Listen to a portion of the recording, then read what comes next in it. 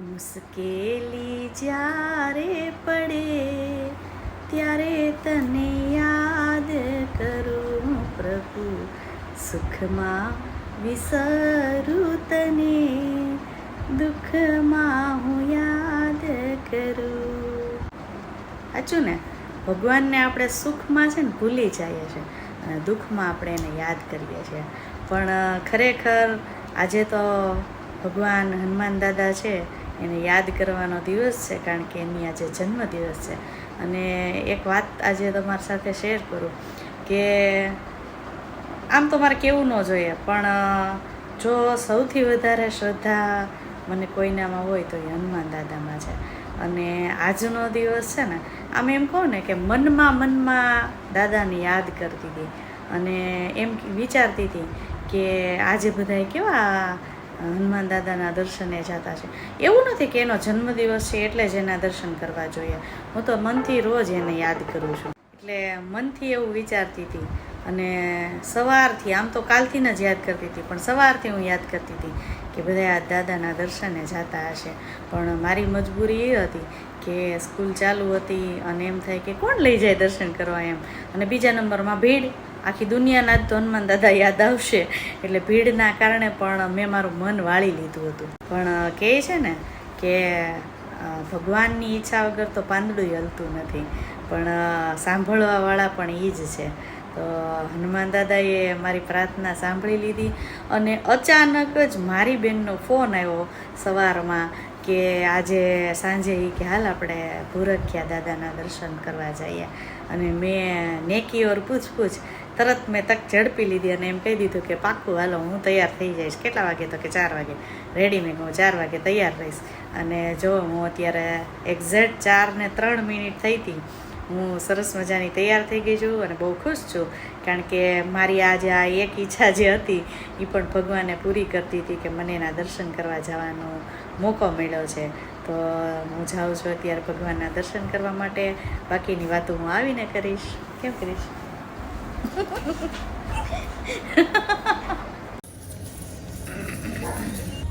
હજી હમણાં આવ્યા સુપરવિઝનમાં ગયા હતા. હે છો મારા બર્થડે માટે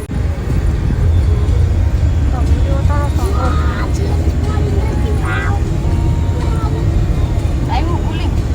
હા, થોડું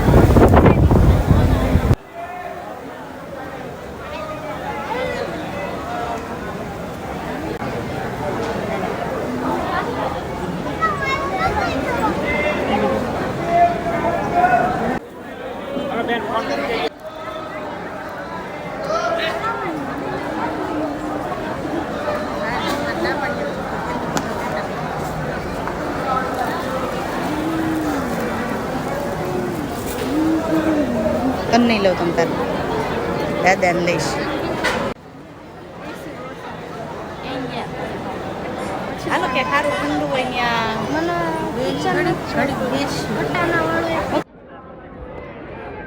બંધ છે. હા, હું જાઉં છું.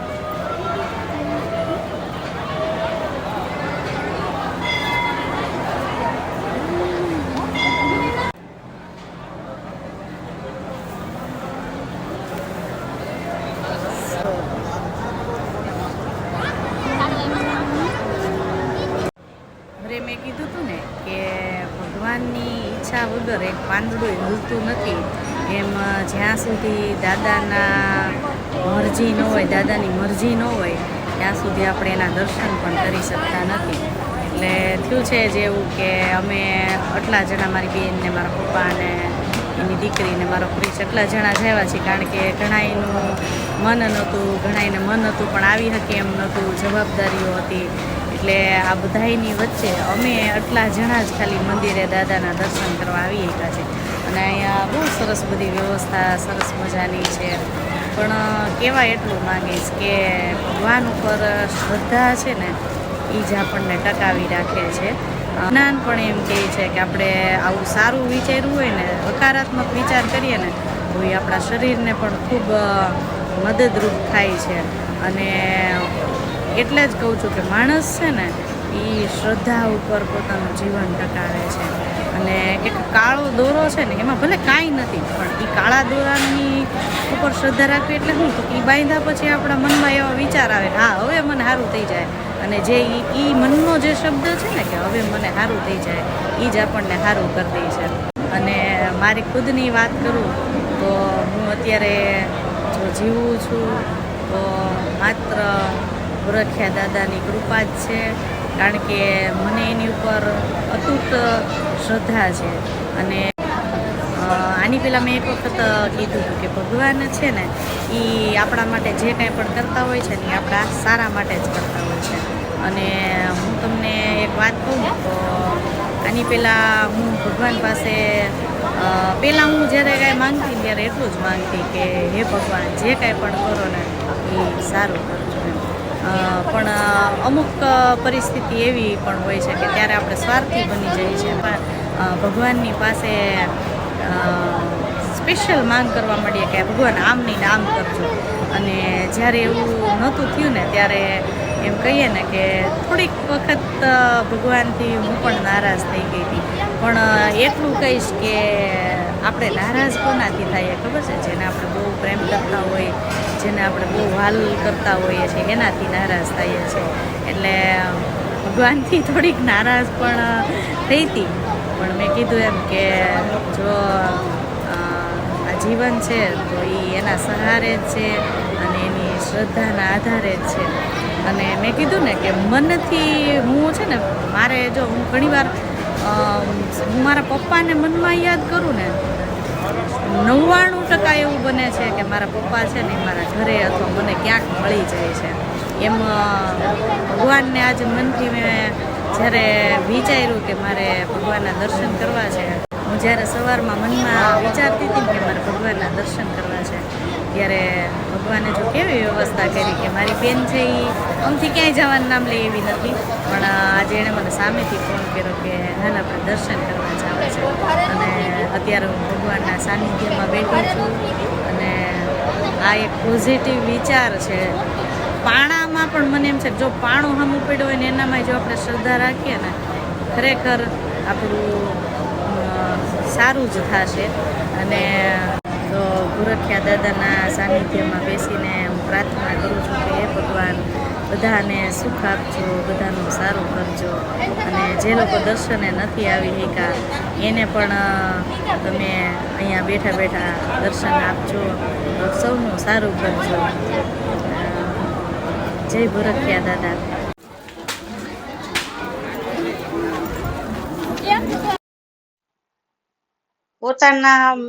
પોતાના પપ્પાના પગમાં તો સૌ કોઈ બૂટ પહેરાવા નીચે જમીન પર બેસી શકે છે, પરંતુ કોકના અજાયણાના પપ્પાના પગમાં પણ બૂટ પહેરાવા માટે આ કોક અજાયણા એક ભાઈ છે કે જે મારા પપ્પાને થોડુંક પેરાલિસિસ ને અસર છે એટલે જાતે બૂટ નહોતા પહેરી શકતા. તો એ ભાઈ નીચે બેસી અને મારા પપ્પાના પગમાં એને બૂટ પહેરાવી દીધા. એટલે કળિયુગમાં પણ એમ કહી શકાય કે માનવતા છે. આગળ તમે જોવો છો કે મારી મોટી બેન અને મારા પપ્પા હાલ્યા જાય છે.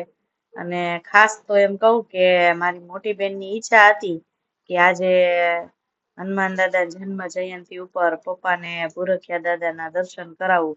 ખાસ તો એટલે જ આજે અમે ગયા હતા કે પપ્પાને દર્શન કરાવવા લઈ જવા હતા. અને પુણ્યનો ભાથું છે એ મારી બેને પોતે ભેગું કરી લીધું, કારણ કે આ આઈડિયા એનો હતો કે દર્શન કરવા જવું. મારકરી જેમ કે છે કે કળિયુગ જ છે કે તું કઈ લઈ દેતી નથી. સાચી વાત છો. કળિયુગમાં મમ્મી આવી જો એ કઈ લઈ ન દે.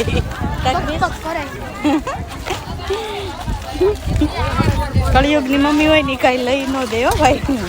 આ તો કળિયુગ કહેવાય, એ વાત સાચી છે.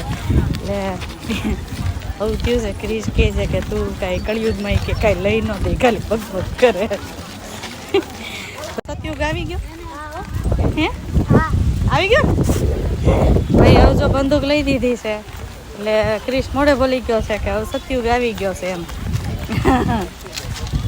ઈ કેવું હે, લઈ દે તો કે સતયુગ, નહીં તો ઈ કે કળિયુગ આવ્યો છે કે કાંઈ લઈ દેતા નથી.